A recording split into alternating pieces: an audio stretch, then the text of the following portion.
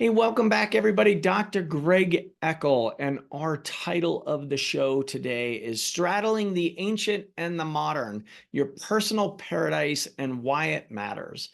My guest is Mahwish Syed. She's an award-winning fashion and interior designer, celebrated author, cancer survivor, and devoted mother. Her creations have adorned bodies and homes for over 2 decades. She's fostered spaces that nurture and heal as well. Featured in distinguished publications like the New York Times, Architectural Digest, Elle, Decor, and Hampton's Cottages and Gardens, her designs transcend boundaries. Her book, Purgatory to Paradise, unveils her triumphant cancer journey, showcasing how design became her healing sanctuary. Committed to empowering others, she advocates for personal paradises, affirming that genuine beauty is immediate and attainable for all. Welcome aboard. Thank you so much for having me. You are very welcome. And I'm excited for this one. You know, it has been a goal of mine in my centers that what we look at and what we're surrounded with is actually part of the healing process. And it sounds like you've come to that honestly with your own cancer journey. I'm wondering, so your book, Purgatory to Paradise, it delves into your cancer journey and the intersection with design. How did you bring this together? What was that pivotal moment to inspire this? Oh my gosh, I would say what lit a fire in me was truly my cancer treatment and going through and dancing the tango with Hades, as I wrote. Mm, So the idea of the ancient and the modern always played out in my designs anyway, but the mythological aspect and the kind of it transcends the idea of our body just being a mechanical thing, but going into the quantum mechanics of it and basically the energetics of healing and what that looks like. And what I mm, realized was that, most cancers are not genetic, they are epigenetic, which means that they are the result of your environment and your lifestyle.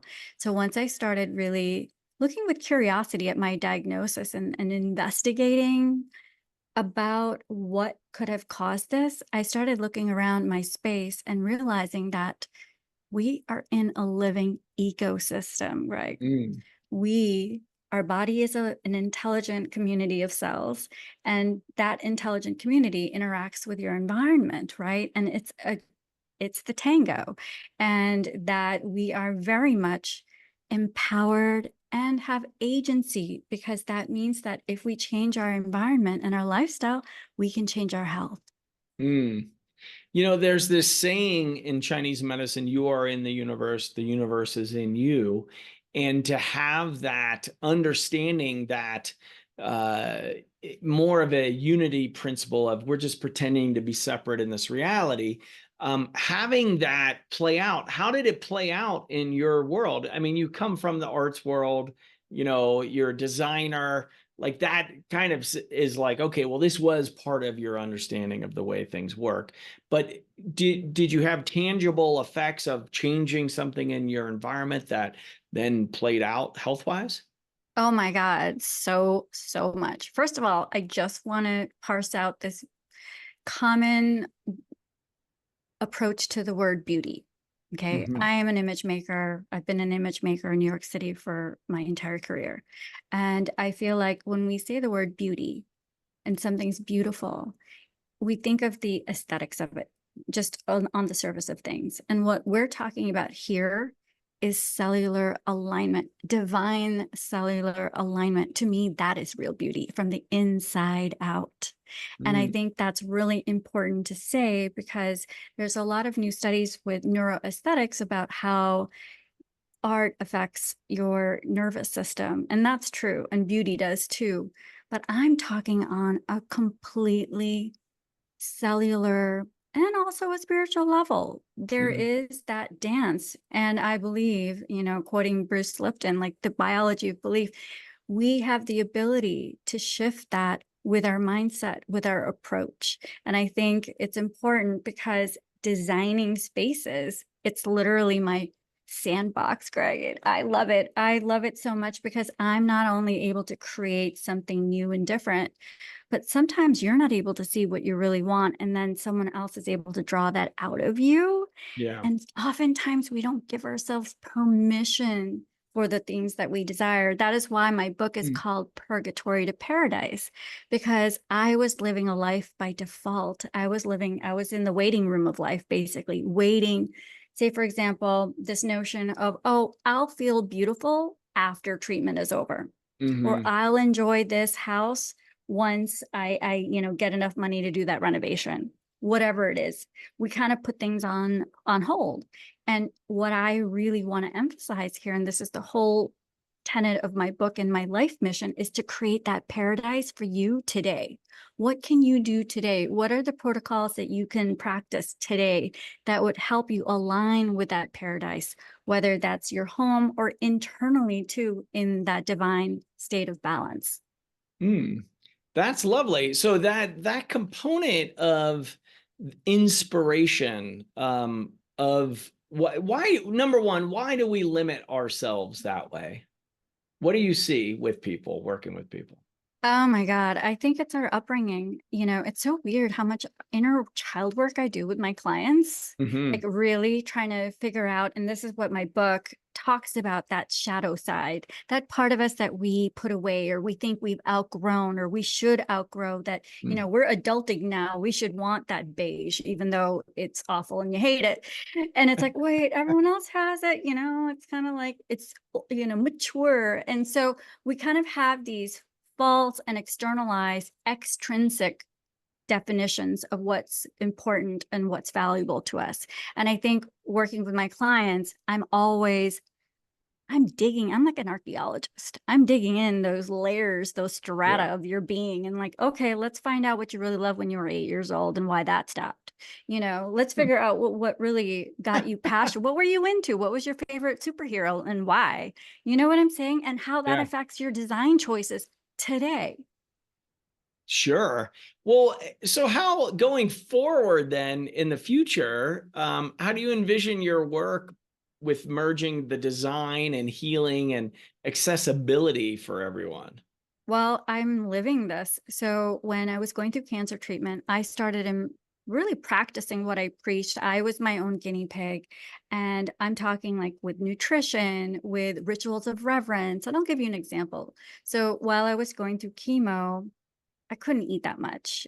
Things smelled different. And I remember my mom flew in and she was making all these wonderful Pakistani dishes, my favorite dishes from childhood. And I couldn't even eat them. They were too spicy, which is Mm. crazy. And so even if I had a sliced banana, I would lay it out on my best dishes. I would bring my best silverware down using my cloth napkins. I would decorate my table with rose petals or decorate my banana with pansies from the garden and create this ritual, light a candle and celebrate what I could imbibe, Mm. right?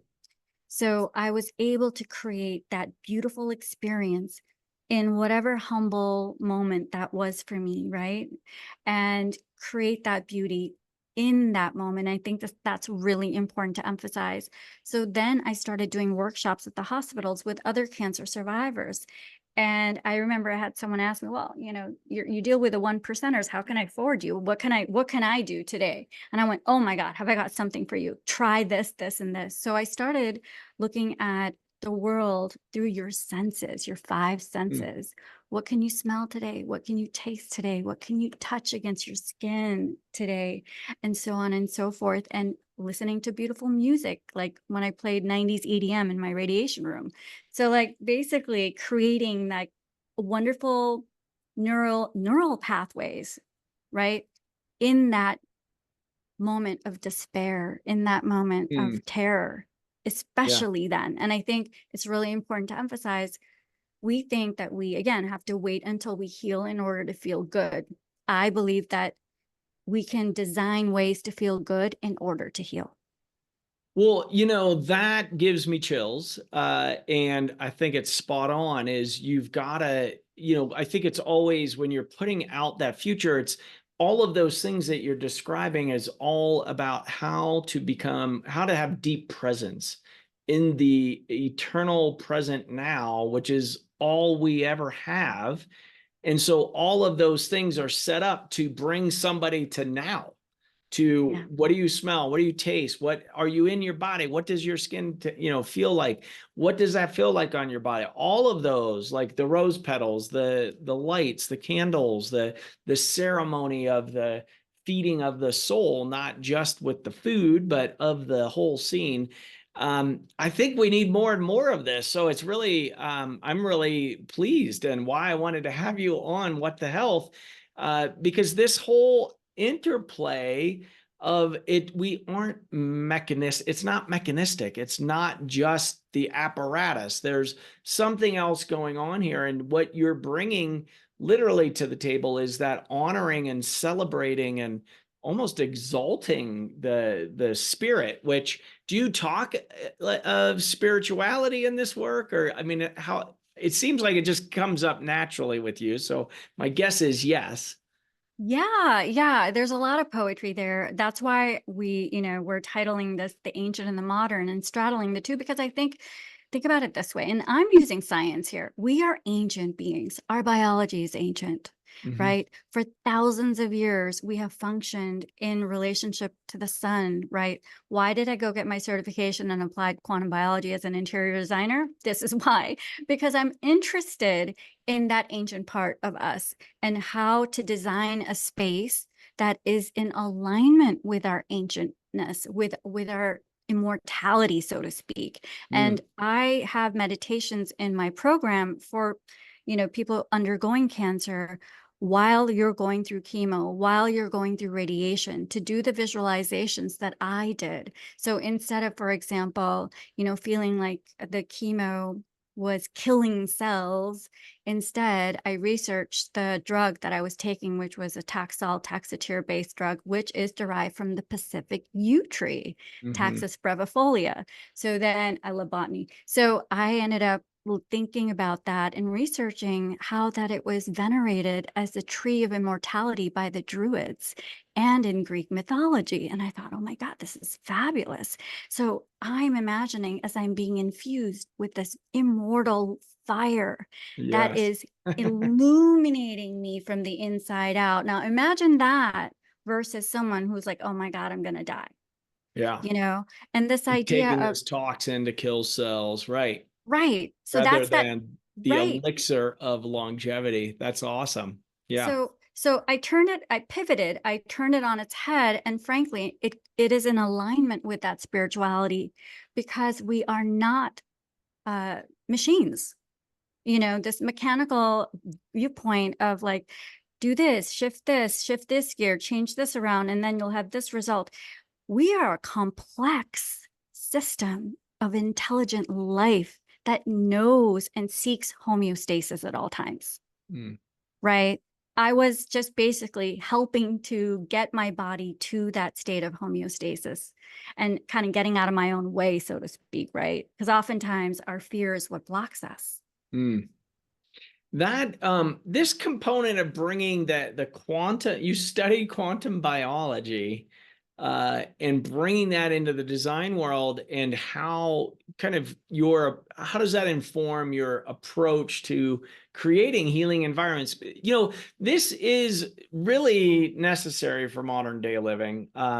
Bringing back the reverence for, I mean, the miracle that any of us are actually here, and able to, one, communicate on the interwebs, but two, to even be born into this reality.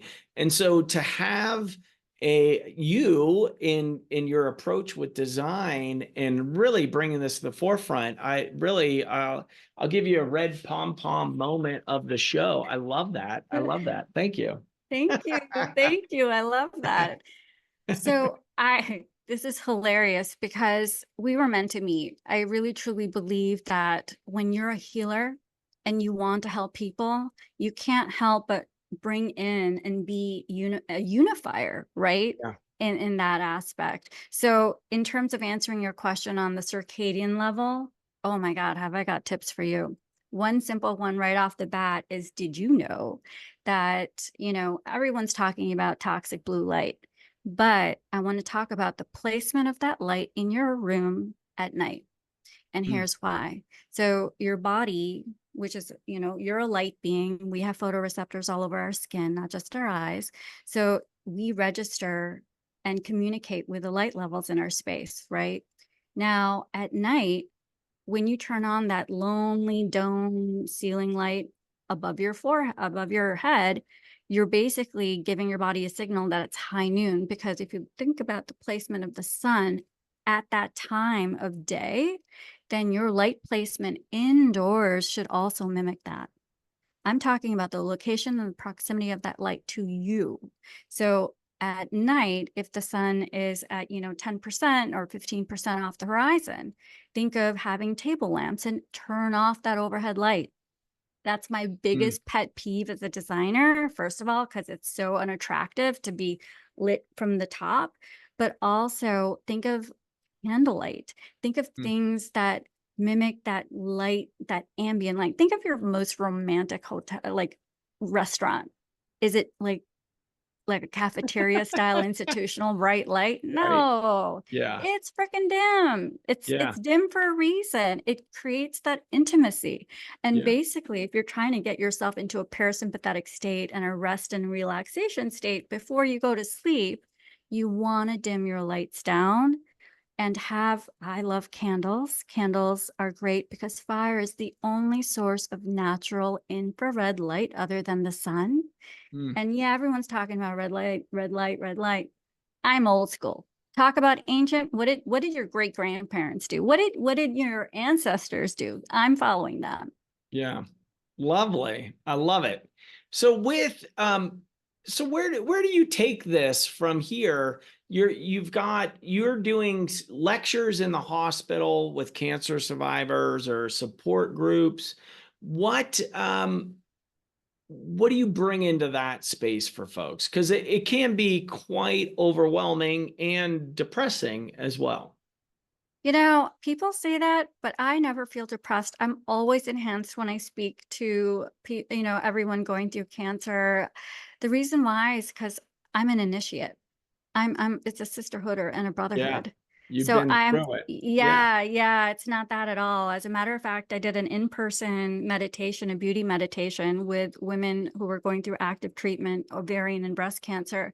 And it was the most amazing night ever. And we were all hugging and hugging each other afterwards. And it's just about connecting to that goddess in each and every single one of us. Mm, And where do I go from there? I have courses that are for patients and providers. So if you're looking for, as a doctor, if you're looking to create a beautiful circadian aligned space and to help your patients have a great experience and for you to have a great experience, I have protocols for that. I have protocols for people going through active treatment. And this is all based on what I have done from a design perspective. It's all grounded in science, by the way. And what I do, and this is the fun part, is I work with people. If you're interested, I have worked with people across the country to consult and basically create that very specific thing for them. And this is why I love what I do, because mm. it's one thing to do, these great, huge projects that take years. And what cancer has taught me, Greg, is I don't want to wait. I Yeah. can't, I don't want to gatekeep this stuff. I want to be able to have everyone have access to their beauty now. And that's what Purgatory to Paradise is all about. I think you'd really enjoy this book, by the way, because I I think break so. down I break down the symbol of the snake of the staff of Asclepius as well. Nice. Awesome. Yeah, so really it truly is the bridging of the worlds, and that's that straddling of the ancient and the modern is it's a perfectly named talk today. Well, in closing, I mean, I think we could talk for days, but I'm wondering any last parting messages you would like to share? I would love to tell your listeners to claim your paradise today. Do not wait. If something strikes you, if you're walking past a flower and you've never seen that color before, just grab it. If it's a candle that your aunt gave you and you're holding on to, light it today. Just don't hoard on to these precious things because the real value is in your pleasure. Mm. Wow. Hear, hear. Well, thank you so much. You got to give us a thumbs up on that show and put down in your comments what you're taking out of this. I love that the senses in creating your paradise today. I mean, it is a very profound message. We don't know how long we're on the planet, and to be able to spend this time with you was a little bit of heaven. So thank you so much. Oh, likewise, likewise, such a pleasure. And everybody tuning in, we wouldn't be doing it without you. Go out there, give us that 5-star review, and share what you took from today's show. And share this with your friends and family, because that's how the change happens. Until next time.